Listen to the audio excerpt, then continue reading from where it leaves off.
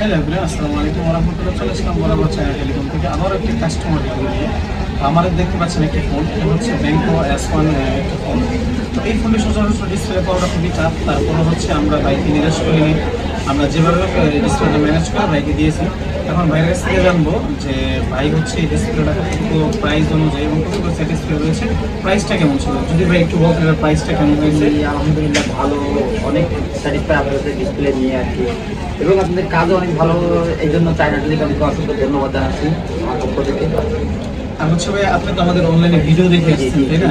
এখন নতুনদের উদ্দেশ্যে কি বলবেন যারা আপনাদের উদ্দেশ্যে যে আপনারা সবাই আসেন, চায়না টেলিকমে আসেন, দেখেন চায়না টেলিকমের কাজ দেখেন। আপনাদের কাছে আলহামদুলিল্লাহ কেউ কোনো প্রোডাক্ট নিয়ে আপনাকে ফেরত যাওয়া লাগবে না, কোনো সমস্যা নেই। এটা আমার পক্ষ থেকে বলতে চাই কাস্টমারকে।